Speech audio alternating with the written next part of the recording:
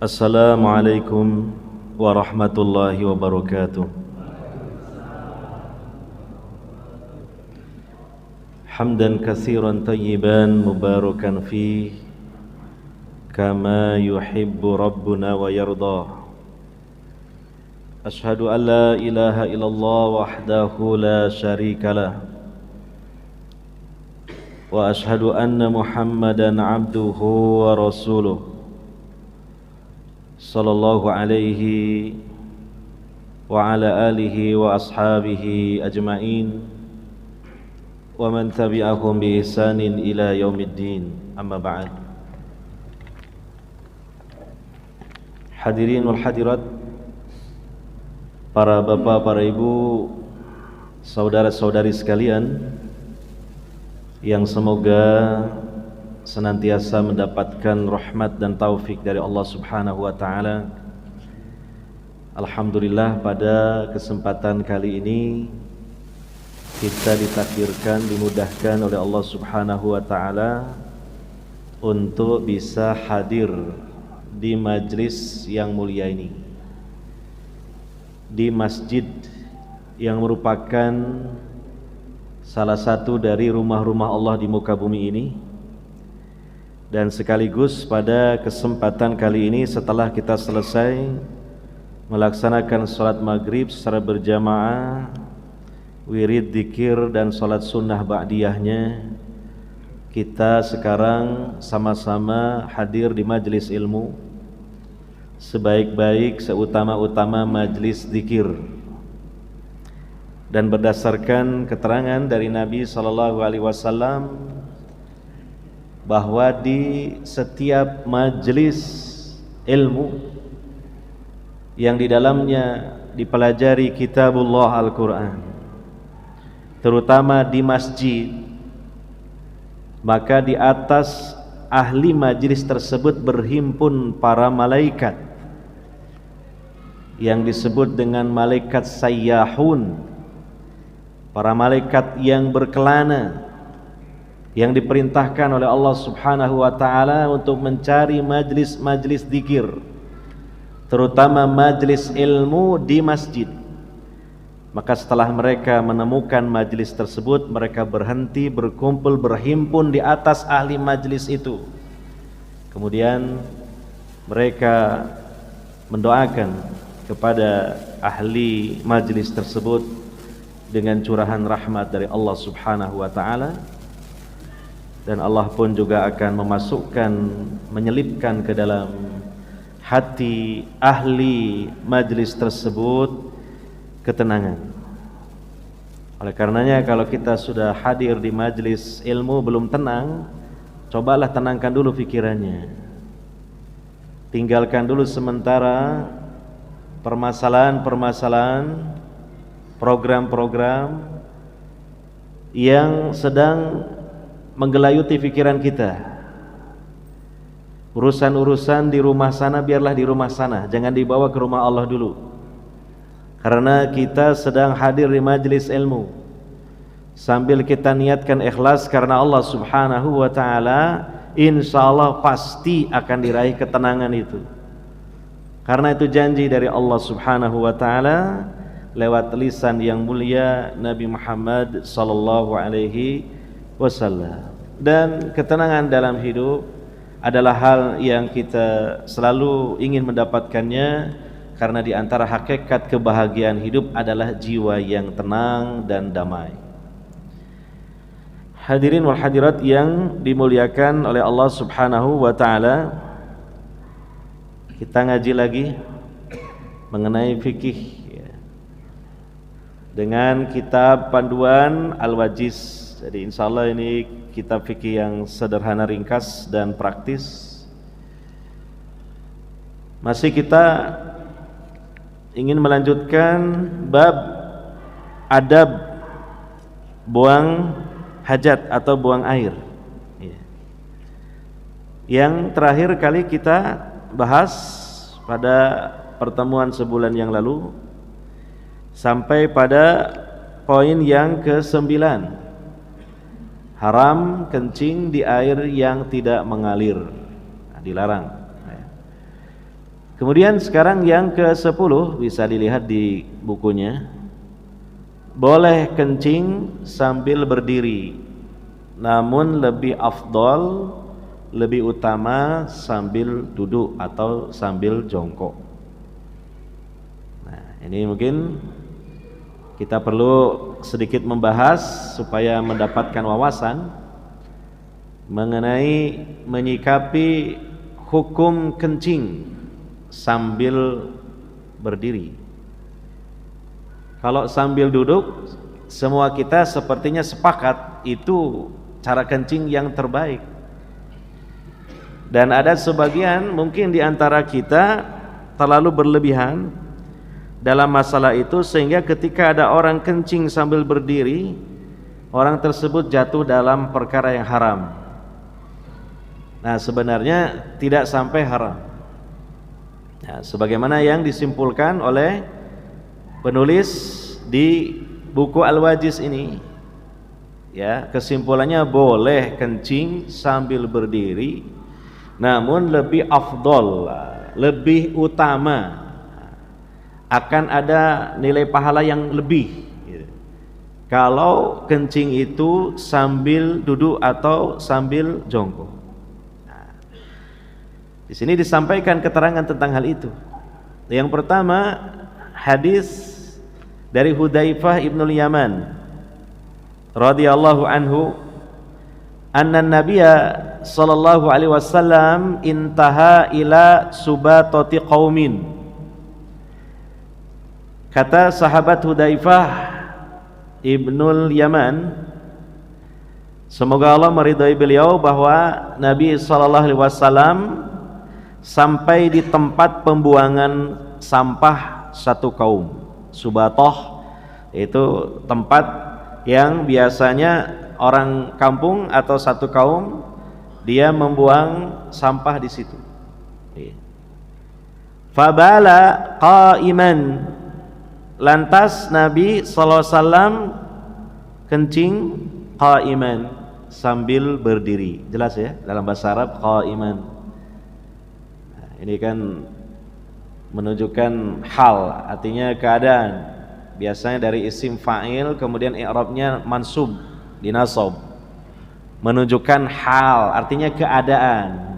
Kalau kita terjemahkan sambil gitu, qaiman, sambil berdiri. Fatanahaitu, kemudian aku hendak menghindar dari Nabi SAW. Faqal, maka Nabi sallallahu alaihi wasallam bersabda, udnuhu, ya, mendekatlah, ya, ke sini. Fadanautu, kemudian aku mendekat, hatta kumtu inda aqibaihi, sampai aku berdiri di belakang beliau. Fatawaddoa, kemudian beliau berwudu. Jadi sehabis beliau kencing sambil berdiri itu beliau berwudu. Masaha ala khufaihi, yang mana dalam wudunya itu Nabi mengusap khufnya, ya, karena beliau dalam keadaan sedang berjalan atau melakukan perjalanan, beliau mengenakan khuf. Khuf itu adalah semacam sepatu, ya. Sepatu kalau dulu di zaman Nabi biasanya terbuat dari kulit, ya. Dan kemudian khuf ini definisinya dijelaskan oleh para ulama, sepatu yang menutupi kedua mata kaki, ya. Kalau kurang dari itu kan mirip dengan sandal atau na'lun bahasa Arabnya. Kalau khuf itu, ya, sepatu kasut, ya, yang setidaknya minimal menutupi kedua mata kaki, ya. Maka ada rukhsah, baik ketika hadar atau ketika mukim maupun safar, ketika berwudu tidak usah dicopot itu sepatu, dibiarkan saja. Ketika berwudu pas membasuh kaki diusap saja bagian atas dari sepatu itu, ya, dengan catatan ketika memasukkan kedua kaki ke sepatu itu dalam keadaan suci, tidak najis, dan sudah berwudu sebelumnya. Maka nanti ada rukhsah, Kalau hadar, kalau mukim, rukhsahnya sehari semalam. Kalau yang safar, rukhsahnya keringanannya 3 hari 3 malam. Nah, mungkin nanti akan dibahas masalah mengusap khuf biasanya dalam kitab Toharah berentetan dengan pembahasan wudu. Ya. Pembahasan utama kita bukan di situ, tapi adalah sebagaimana yang disaksikan oleh sahabat Hudzaifah ibnul Yaman radhiyallahu anhu, bahwa Nabi SAW itu pernah kencing sambil berdiri. Nah, seandainya itu haram, lah bagaimana mungkin Nabi SAW melakukan perkara yang haram? Ya. Nah, ini dalil tentang bolehnya kencing sambil berdiri. Ya. Asalkan ya berupaya jangan sampai air kencing itu menciprati pakaiannya. Ya, makanya pakaiannya diangkat dulu, dikondisikan supaya tidak sampai nanti terkena cipratan air kencing. Ya. Nah, jadi ini dalil sekali lagi bolehnya kencing itu sambil berdiri. Dan mohon maaf, ini kita pahami untuk pria ya, bukan untuk wanita. Fikih itu rodok-rodok titik apa-apa, tujuannya biar jelas hukumnya gitu loh, bukan maksud untuk dolodok kan gitu ya. So, khawatir nanti ini perempuan juga boleh berdiri, gimana kalau perempuan? Iya. Penulis berpendapat kencing dengan duduk lebih afdal daripada berdiri, karena berdasarkan cara kencingnya Nabi SAW sambil duduk. Nah, ini kalau kita bahas penjelasan dari para ulama, Nabi SAW berdasarkan hadis Hudzaifah pernah kencing sambil berdiri. Tetapi yang sering dan kebanyakan yang dilakukan oleh Nabi SAW kalau beliau kencing itu sambil duduk atau jongkok. Sehingga dari situ disimpulkan afdol, lebih utama kencing itu sambil jongkok. Ya, ini berdasarkan apa yang dituturkan oleh salah satu dari istri beliau, yaitu Ibunda Aisyah radhiyallahu anha. Beliau mengatakan, man haddatsakum anna Rasulullah sallallahu alaihi wasallam bala qa'iman fala tusaddiquh ma kana yabulu illa jalisa. Barang siapa yang menyampaikan kepada kalian bahwa Rasulullah sallallahu alaihi wasallam pernah kencing berdiri, maka jangan kalian percaya kepadanya. Rasulullah sallallahu alaihi wasallam tidak pernah kencing kecuali dalam keadaan duduk. Nah, untuk mengkompromikan antara dua hadis yang sama-sama sahih, di mana yang meriwayatkan atau rawi pertama yaitu sahabat ini berbeda. Yang pertama adalah sahabat Hudzaifah ibnul Yaman. Yang kedua adalah ibunda atau sahabat wanita yaitu Aisyah radhiyallahu anha. Maka ini bukan hal yang bertentangan sebenarnya, karena yang menyampaikan dari sahabat ini sahabatnya berbeda. Kecuali kalau satu orang sahabat menyampaikan dua statement yang berbeda dan bertentangan, nah itu mungkin saja salah satunya harus ditinggalkan. Tapi ini kan yang menyampaikan dua sahabat yang berbeda dengan kesaksiannya masing-masing. Ya. Maka disimpulkan oleh para ulama yang disebut dengan metode thariqatul jam'i, ya, dikompromikan, bukan thariqati tarjih, bukan ditarjih, bukan dipilih satu yang lainnya ditinggalkan, tidak, tapi dikumpulkan, dikompromikan, bahwasanya apa yang disaksikan oleh Hudzaifah ini benar. Nabi pernah beliau kencing sambil berdiri dan itu tidak diketahui oleh Aisyah. Ya, karena ketika itu Nabi SAW dengan Hudzaifah bin Yaman tidak sedang di rumah beliau dan tidak sedang mengajak Aisyah radhiyallahu anha. Itu di luar sepengetahuan Aisyah radhiyallahu anha. Ya. Maka dengan demikian disimpulkan Nabi sering memang kalau kencing itu sambil duduk, sebagaimana yang sering dilihat oleh Aisyah radhiyallahu anha, tapi Nabi pun pernah kencing sambil berdiri, sebagaimana pernah disaksikan oleh sahabat Hudzaifah ibnul Yaman. Nah, karena yang sering adalah Nabi sallallahu alaihi wasallam kencing sambil duduk, maka yang afdol, yang utama kencing sambil duduk sambil jongkok. Ya. Adapun kalau seseorang kencing sambil berdiri tidak haram. Bahkan menurut kesimpulan para ulama tidak juga makruh. Mubah, boleh. Ya. Ini secara asal demikian dia, mendudukkan permasalahan kencing antara sambil duduk atau jongkok dengan sambil berdiri. Ya. Nah, kemudian yang kedua, bisa jadi dalam situasi dan keadaan tertentu berdiri lebih utama daripada jongkok atau duduk. Kapan? Ketika tempatnya nggak mungkin jongkok. Contoh ya, di masjid kita ini, misalnya ada orang pengen kencing, kebelet ya. Di situ ada dua tempat. Ada yang untuk tempat kencing sambil berdiri itu, apa namanya? Oron? Apa bahasa Inggris itu? Urinoir. Nah itu. Ada juga 2 apa 3 ya, toilet. Nah, cuma ketika itu toiletnya sedang ada orang. Nah kalau ditunggu sudah kebelet, mudarat, nanti kencing di celana gimana? Ya kan akhirnya kan melihat tempat yang satunya yang tadi itu sambil berdiri, nah itu ada yang kosong. Ya sudah pilih ke situ. Maka itu gak mungkin sambil jongkok, gimana tempatnya seperti itu.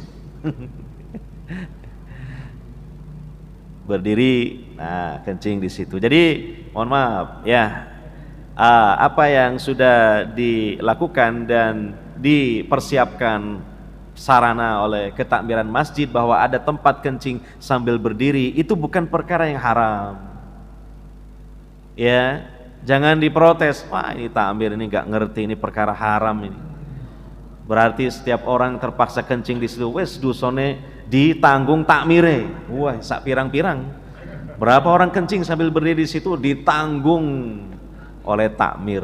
Takmir yang sedang menjabat, nanti kalau sudah ganti takmir berikutnya, nah nanti ditanggung lagi oleh takmir berikutnya. Dosa estafet namanya. Nah, ini terlalu ekstrim, dia tidak mendudukkan dari sisi perspektif fikihnya mengenai hukum kencing sambil berdiri. Atau mungkin seseorang dia masuk ke toilet tapi sempit sekali toilet itu, sehingga kalau dia jongkok malah pakaiannya menyenggol ya dinding dari toilet, yang dalam pandangan fikih, dinding toilet itu termasuk madhannatun najasah, tempat yang dugaan kuatnya ada najisnya. Karena dinding bagian bawah, kecuali dinding bagian atas itu enggak. Dinding bagian bawah yang basah-basah itu kan sangat besar kemungkinan kena cipratan air kencing. Bahkan ada pose orang kencing itu malah disemprotkan ke dinding, ada gitu loh. Gitu. Supaya enggak kedengaran suara yang semprotkan ke situ, tapi memang juga disiram. Tapi kan bisa jadi masih ada sisa-sisanya atau yang tidak tersiram. Sempit, kalau jongkok nanti bajunya nyenggol ke dinding itu. Itu adalah justru mudarat dan jatuh dalam perkara yang dilarang. Maka pilihannya justru lebih aman dari najis kencingnya sambil berdiri. Ya, tapi sekali lagi hukum asalnya yang afdol, yang utama kencing sambil duduk atau jongkok daripada berdiri. Demikianlah mungkin kurang lebih penjelasannya seputar masalah kencing antara sambil berdiri atau sambil duduk. Dan ini di sini disebutkan catatan ya. Saya tambahkan di sini catatan bahwa hadis Hudzaifah itu termasuk sesuatu yang musbit, menetapkan Sedangkan hadis Aisyah itu adalah hadis yang sifatnya menafikan. Maka dalam kaidah ketika ada dua hadis yang bertentangan, yang satu menetapkan, yang satunya menolak, meniadakan, maka didahulukan yang menetapkan. Ya, jadi al-qaulul musbit muqaddamun 'alal qaulin nafi. Jadi pernyataan yang menetapkan itu didahulukan daripada yang menolak, meniadakan. Kenapa? Karena kalau menetapkan itu adalah tambahan informasi. Itu. Kemudian yang ke-11, wajib membersihkan diri dari kencing. Nah itu tadi, jadi sering diulang-ulang, harus kita hati-hati ketika kita kencing, baik bagaimana kita posisinya kencing itu tadi ya, dilihat kondisinya. Demikian juga diupayakan pakaian kita, terutama yang bagian bawah seperti celana, sirwal, sarung, atau mungkin jubah karena sampai menjulur ke bawah, maka hendaknya ya dising-singkan atau diangkat ya. Atau mungkin ya kalau ingin lebih hati-hati lagi karena ingin masuk ke toilet untuk buang air, yang pakai jubah dilepas dulu lah jubahnya, pakai kaos sama celana kan gitu. Itu lebih aman ya. Atau yang pakai sarung dalamnya mungkin ada celana kolornya ya, sarungnya mungkin dilepas dulu ya. Itu lebih baik ya. Di sini ada hadis muttafaq alaih dari sahabat Ibnu Abbas radhiyallahu anhuma, atau di sini apa yang disaksikan oleh sahabat Ibnu Abbas radhiyallahu anhuma tentang apa yang dilakukan oleh Nabi sallallahu alaihi wasallam. Anna Nabi sallallahu alaihi wasallam marra bi qabraini faqala innahuma la yu'adzabani wa ma yu'adzabani fi kabir. Amma ahaduhuma fakana la yastanzihu min baulihi wa ammal akhar fakana yamshi bainan nasi bin namimah. Dari sahabat Ibnu Abbas radhiyallahu anhuma bahwa Nabi sallallahu alaihi wasallam pernah melewati dua kuburan. Lalu beliau bersabda, sesungguhnya kedua penghuninya benar-benar diazab, sedang disiksa. Nah, ini juga menjadi dalil bahwa azab kubur itu ada. Dan juga sebaliknya dalam hadis yang lain, nikmat kubur ada. Ya, dalam hadis yang cukup panjang tentang perjalanan ruh semenjak dicabutnya, dalam hadis riwayat Imam Ahmad dari sahabat Al-Bara bin Azib radhiyallahu anhu. Ya, dan kita semua ya pasti akan memasuki alam kubur. Sekalipun mungkin ada yang jenazahnya tidak dikuburkan. Karena kuburan dengan alam kubur itu berbeda.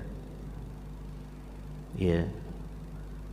Kuburan dengan alam kubur berbeda. Adapun tentang apa yang ya terjadi dilakukan oleh Nabi sallallahu alaihi wasallam dalam hadis ini, tidak disimpulkan bahwa kuburan identik dengan alam kubur. Sebab apa? Ada beberapa manusia yang meninggal dunia tidak dikuburkan. Orang-orang kafir ada yang model apa ya, melenyapkan jenazahnya itu dengan dibakar, apa namanya, ngaben ya, atau mungkin dikremasi ya, atau dimasukkan dalam ya semacam oven menggunakan listrik lalu menjadi hancur gitu, tubuh yang di dalam oven itu ya. Bahkan ada yang abunya ditebarkan di lautan atau mungkin di sungai ya, macam-macam. Ada juga yang orang meninggal dunia jenazahnya tidak diketemukan, naik pesawat, pesawatnya jatuh masuk ke lautan, nggak diketemukan awak pesawatnya, para penumpangnya ya, mungkin hilang, mungkin dimakan oleh binatang-binatang di laut. Nah, tidak kemudian disimpulkan karena mereka tidak dimakamkan jenazahnya, mereka tidak masuk alam kubur. Nah, tidak demikian. Tidak masuk ke liang kubur, tapi masuk ke alam kubur atau alam barzah. Ya. Nah, di alam barzah itu ada nikmat, ada azab. Nah, makanya kita yang semua ini adalah calon yang akan mendatangi alam kubur, supaya di alam kubur dapat nikmat kubur, jangan sampai kita mendapatkan azab kubur, ya berusaha untuk menjadi hamba-hamba Allah yang beriman, istiqomah dalam ketaatan kepada Allah Subhanahu wa taala, dan juga hindari sebab-sebab yang mengakibatkan kita mendapatkan azab kubur di alam kubur itu. Di antaranya ini yang kita baca dalam hadis ini. Ya, kata Nabi sallallahu alaihi wasallam, sesungguhnya kedua penghuninya benar-benar diadab. Keduanya diadab bukan karena dosa besar. Ya, ini sebenarnya yang dimaksud dengan wa ma yu'adzabani fi kabir, ya. Ya, ini sekedar terjemahan, ini perlu disarah sebenarnya. Sebenarnya maksudnya ya, yang dilakukan oleh dua orang yang sedang diadab di alam kubur itu dosa besar. Cuma keduanya menganggap remeh gitu. Keduanya menganggap itu dosa biasa. Itu dosa kecil atau bahkan bukan dosa. Ya, padahal itu sejatinya adalah dosa besar. Ya.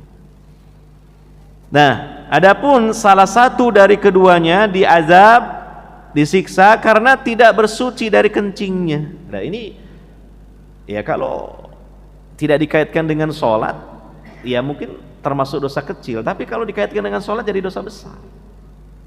Karena ketika seseorang itu sebelum sholat dia buang air kecil, kemudian dia tidak hati-hati, air kencingnya menciprati pakaiannya, lalu dibawa dia untuk sholat. Padahal di antara syarat sahnya sholat adalah suci seseorang dari najis, baik di tempat sholat, badannya maupun pakaiannya. Namanya syarat, kalau tidak dipenuhi batal suatu rangkaian ibadah itu. Padahal sholat adalah fardu, padahal sholat adalah rukun Islam. Sholat adalah perkara yang besar, menjadi rusak gara-gara sesuatu yang dianggap remeh, maka jadilah besar sebenarnya itu. Ya, maka kita harus hati-hati dalam ini. Jangan tergesa-gesa. Kemudian yang kedua, adapun yang kedua karena selalu berupaya mengadu domba di antara manusia. Ini bukan dosa kecil.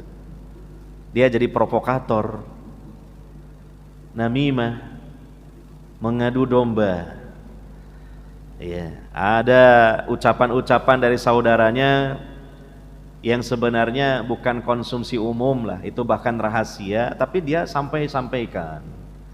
Bahkan disampaikan kepada orang yang justru menjadi apa ya, tujuan dari ucapan tadi.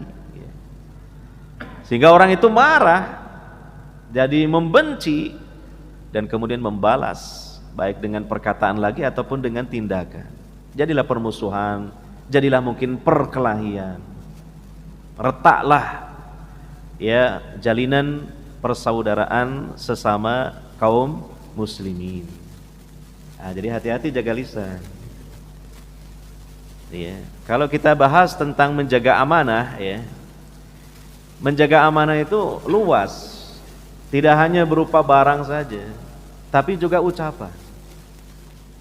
Ucapan bagaimana? Ada seseorang misalnya curhat sama kita, lalu dia memberikan catatan, tolong ya, ini hanya sampean saja yang tahu. Nah, berarti ini amanah. Bagaimana cara menjaganya? Jangan disampaikan kepada yang lain, jaga, itu rahasia. Iya, tapi ternyata orang itu tidak amanah sebenarnya.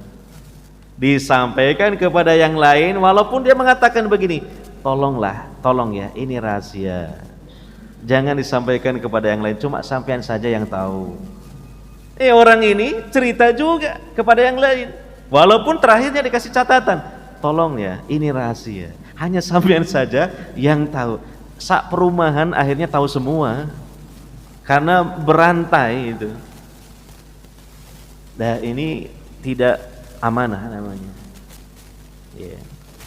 Bahkan sampai dijelaskan oleh para ulama, saking hati-hatinya kalau suatu ucapan itu rahasia dan itu merupakan amanah, jangan sampai diungkap ke yang lain. Ketika orang menyampaikannya itu tolah-toleh dulu. Baru dia ngomong. Itu menunjukkan mafhumnya ingin agar hanya dia saja yang tahu, jangan tahu orang lain. Walaupun dia tidak memberikan catatan dengan lisannya.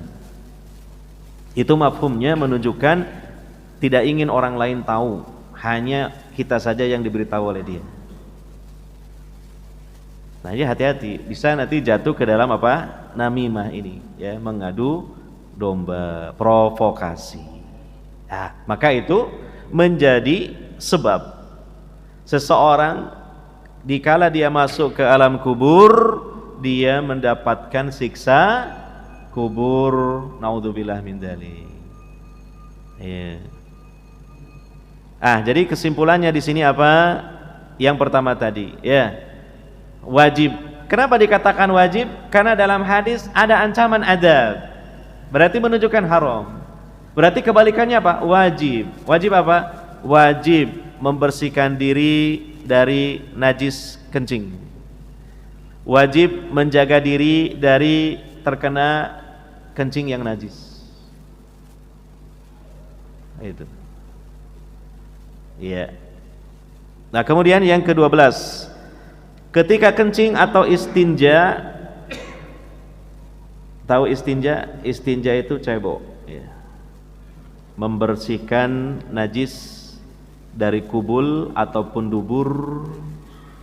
Media yang utama adalah menggunakan air, itu namanya istinja. Ketika kencing atau istinja tidak diperbolehkan memegang kemaluan dengan tangan kanan. Berarti sebaliknya dengan tangan kiri. Ya. Nah, nanti tangan kanan yang bertugas memegang gayung mungkin untuk menyiramkan air. Jadi itu yang benar. Ya. Dan ini menjadi satu kaidah bahwa segala hal yang mulia, yang suci, yang utama itu tugasnya bagian kanan. Kita sudah bahas di pertemuan yang lalu itu tentang masuk ke toilet, keluar dari toilet, masuk ke masjid, keluar dari masjid. Sedangkan untuk sesuatu yang sifatnya kotor, yang sifatnya najis, yang sifatnya kurang mulia, maka itu tugasnya sebelah kiri. Nah, kalau tangan, maka tangan kiri. Ya, begitu. Ya, bisa dibaca di situ dalilnya dari Abu Qatadah, semoga Allah meridhai beliau, beliau mengatakan, bersabda Rasulullah sallallahu alaihi wasallam, yaqulu idza bala ahadukum fala yamassa dzakarahu biyamini wala yastanji biyamini. Apabila seseorang di antara kalian kencing, maka janganlah memegang kemaluannya dengan tangan kanannya, jangan pula beristinja dengan tangan kanan. Jadi dengan tangan kiri membersihkan najis di kemaluan, ya, atau juga dubur adalah dengan tangan kiri. Itu jelas, bisa dipahami dengan mudah. Kemudian yang ke-13, boleh istinja dengan air atau batu dan yang semisal dengannya. Namun yang afdal dengan menggunakan air. Gitu. Ya. Istilahnya kalau dengan air itu istinja. Nah, kalau dengan selain air dengan benda padat namanya istijmar, ya. Nah, boleh istinja, boleh istijmar, tapi yang utama istinja, yaitu cebok dengan media air, itu lebih utama. Kecuali kalau tidak ada air, mau tidak mau ya terpaksalah mengambil yang kurang utama, yaitu menggunakan batu atau yang semisalnya. Yang semisalnya ini luas, yang sifatnya bendanya padat, suci, ya, dan tidak menimbulkan mudarat. Ya kan, bisa kita cari sendirilah contoh-contohnya. Misalnya tisu kering, tisu basah. Jangan yang mudarat, misalnya apa? Amplas, jangan. Ini ya memang suci ya, amplas. Kecuali kalau yang dibaliknya yang halus gak apa-apa, yang kasar ini.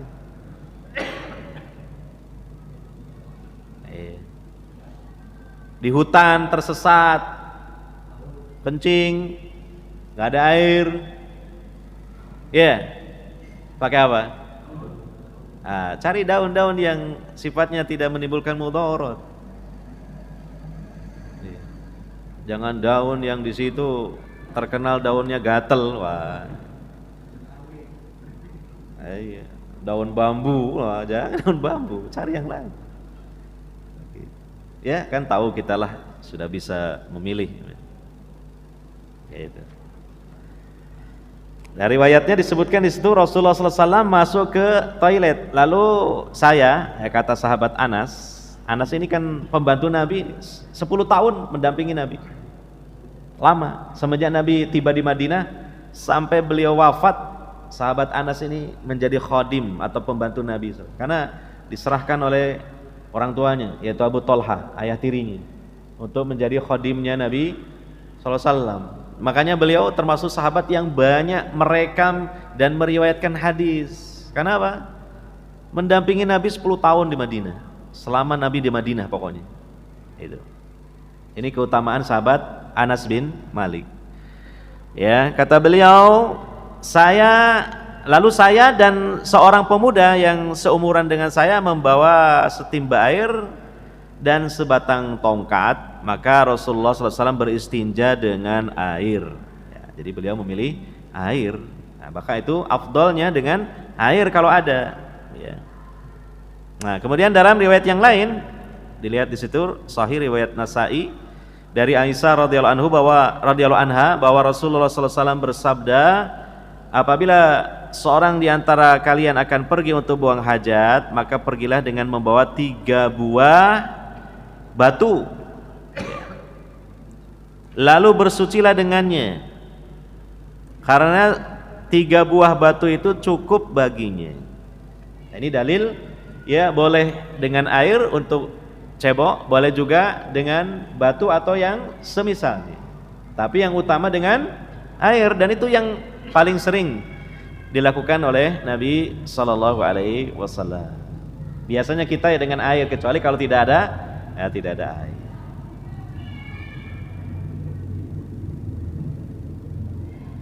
Kemudian yang ke-14, tidak boleh beristinja dengan batu kurang dari 3 buah. Jadi minimal berapa? 3 buah. Atau dalam penjelasan para ulama Syafi'iyah, batu yang permukaannya ada 3. Jadi bergantian, jangan satu permukaan itu dipakai terus. Ada segitiga atau permukaannya lebih dari 2 lah, 3 minimal. Itu atau itu tadi memang jumlahnya 3 buah batu. Kalau mau beristijmar cebok dengan batu, bawa batu minimal 3 buah batu, jangan cuma 1. Diperhatikan di situ ada riwayat dari Salman Al-Farisi radhiyallahu anhu bahwa ada orang berkata kepadanya, sungguh Nabi telah mengajarkan kalian segala sesuatu sampai masalah buang kotoran. Betul, kata beliau, betul. Islam agama yang sempurna, sampai detail aturannya. Masalah buang hajat saja begitu lengkap aturannya. Jangan kita punya persepsi ribet, tidak, justru menunjukkan kesempurnaan, sehingga kita dapat banyak kebaikan dan terhindar dari banyak keburukan. Sungguh beliau sallallahu alaihi wasallam telah mencegah kami dari menghadap kiblat ketika buang air besar ataupun kecil. Sudah kita bahas pada pembahasan yang lalu Sekalipun di tempat yang tertutup, kalau bisa toiletnya jangan menghadap kiblat atau membelakanginya kalau bisa. Itu pendapat yang hati-hati dari para ulama. Beristinja dengan tangan kanan, tadi sudah dijelaskan, harusnya dengan tangan kiri. Beristinja kurang dari 3 buah batu, jadi minimal 3 buah batu, jangan kurang. Atau istinja dengan kotoran binatang atau tulang, nggak boleh. Jelas ya? Nah, itu. Nah, sekaligus yang terakhir yang ke-15, tidak boleh beristinja dengan tulang atau kotoran binatang. Ya. Kalau kita mau cebok selain dengan air, cari benda padat yang lain selain tulang atau kotoran binatang. Lah bagaimana kalau kotoran manusia? Kotoran binatang aja nggak boleh, apalagi kotoran manusia. Itulah fikih itu di situ kan gitu ya. Namanya qiyas aulawiyah. Dari sahabat Jabir radhiyallahu anhu, beliau mengatakan Nabi sallallahu alaihi wasallam telah melarang kami dari istinja dengan tulang atau kotoran binatang. Itu dalam hadis yang lain. Kenapa dilarang menggunakan tulang sebagai media untuk istinja atau istijmar? Karena kata Nabi SAW, tulang itu makanan saudara-saudara kalian dari bangsa jin gitu loh.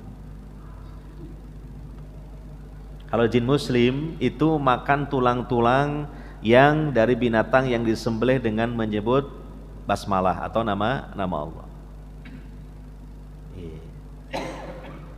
Loh masa iya toh Pak, kok saya buang tulang-tulang di tong sampah berhari-hari, saya lihat lagi kok tetep gitu, kok gak habis, gak hilang. Walau alam, ini perkara yang gaib lah. Lagi pula kan belum tentu itu dimakan oleh jin juga. Dari mana kita tahu kalau itu dimakan? Bisa jadi dimakan, bisa jadi tidak. Kalaupun dimakan kok ternyata masih ada, ini kan perkara yang gaib, yang tidak sepenuhnya bisa dilogikakan lah. Gitu. Ya. Adapun kalau kotoran binatang, itu kan kotor. Kotoran binatang itu kotor. Ya. Ada sebagian riwayat tunggangan jin memakan kotoran binatang. Ya. Ya, setidaknya alasan tidak boleh dengan kotoran binatang karena kotor, sekalipun tidak najis, sehingga nanti berakibat tidak baik untuk kesehatan. Kan kita dulu sudah bahas ada kotoran-kotoran yang tidak najis dari binatang, yaitu binatang-binatang yang dagingnya halal dimakan. Baik. Selesai kita membahas tentang adab buang air besar, buang air kecil, ya diingat-ingat dan tentu dalam prakteknya kita praktekkan ya. Kemudian yang berikutnya bab baru tentang bijana. Ini dalam buku ini sedikit saja pembahasannya mengenai bijana ya. Boleh menggunakan segala macam bijana kecuali bejana yang terbuat dari emas atau perak, karena diharamkan makan dan minum dengan menggunakan bijana yang terbuat dari emas dan perak. Ya, adapun menggunakan keduanya, emas dan perak, sebagai bijana untuk selain makan dan minum, maka hal itu dibolehkan. Sebenarnya ini penulis mengambil pendapat ulama yang bolehkan.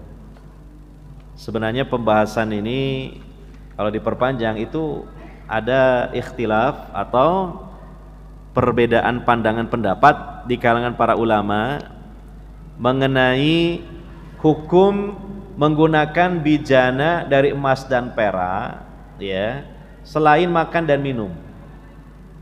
Gitu.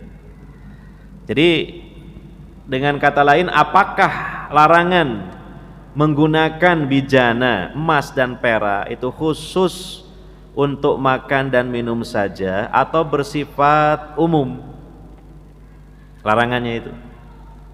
Iya, saya ulangi ya. Apakah larangan menggunakan bijana dari emas dan perak itu khusus untuk makan dan minum saja atau bersifat umum?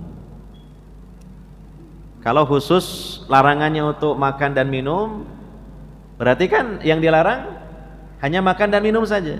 Bijananya itu, piringnya, apalagi cangkirnya, nampannya untuk makan, itu kalau khusus larangannya untuk makan dan minum. Berarti kalau untuk yang lainnya boleh. Misalnya ada wadah dari emas pakai untuk wudhu, ada wadah dari emas pakai untuk apa? Cawi apa? Cuci tangan. Boleh. Ataukah yang kedua, itu larangan umum, artinya baik makan, minum ataupun selainnya, pokoknya wadahnya dari emas dan perak itu dilarang. Maka berkaitan masalah ini ada dua madhab atau dua pendapat di kalangan para ulama. Ada dua pendapat di kalangan para ulama. Nah, ini kita perlu mendudukan masalah ini. Yang pertama, pendapat yang pertama, hukumnya haram semua penggunaan bijana emas dan perak. Jadi tidak hanya sebatas makan dan minum saja. Termasuk kalau ada orang misalnya menggunakan wadah dari emas untuk selain makan dan minum. Itu tadi, cuci tangan atau mungkin dipakai berwudu. Iya, atau mungkin untuk wadah yang lain lah. Ada wadah celak, nah itu kan kecil wadahnya. Nah, itu dari emas. Iya, kalau kita sih kayaknya belum ya. Sampai segitunya ya. Iya. Tapi barangkali loh, kita kan nggak tahu.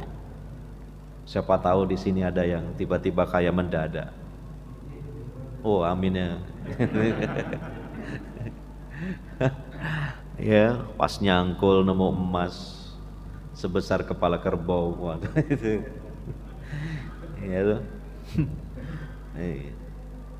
Tetap hukum perlu dijelaskan. Mungkin saja ada orang-orang, mungkin di negara lain, tempat lain, saking sugiye, saking kayanya, sampai piring, cangkir, nampan, bijananya dari emas. Terus ya apa perhiasannya? Wah, mungkin lebih dari itu. Mungkin emas campur berlian, mutiara, manikam, dan sebagainya itu. Ini Isa lah. Wah, ini kita hentikan sampai di sini dulu kalau gitu ya. Pembahasan masalah bijana emas dan peraknya insyaallah nantilah bulan depan ya, insyaallah ya, ketemu lagi insyaallah ya. Mungkin demikian ya walaupun sedikit ya, setidaknya kita menambahlah pengetahuan kita berkaitan dengan masalah perfikihan ya. Semoga bermanfaat ya, dan semoga kehadiran kita di sini dengan niat kita yang ikhlas karena Allah Subhanahu wa taala ya, Allah catat menjadi nilai-nilai pahala buat kita, buat bekal kita menuju Allah Subhanahu wa taala ya. Dan juga semoga kita senantiasa Allah tetapkan ya di atas Islam dan iman sampai akhir hayat kita di dunia ini. Amin ya rabbal alamin. Subhanakallahumma wa bihamdika asyhadu an la ilaha illa anta astaghfiruka wa atubu ilaik. Wassallallahu ala nabiyyina Muhammadin wa ala alihi wa sahbihi ajmain. Wassalamualaikum warahmatullahi wabarakatuh.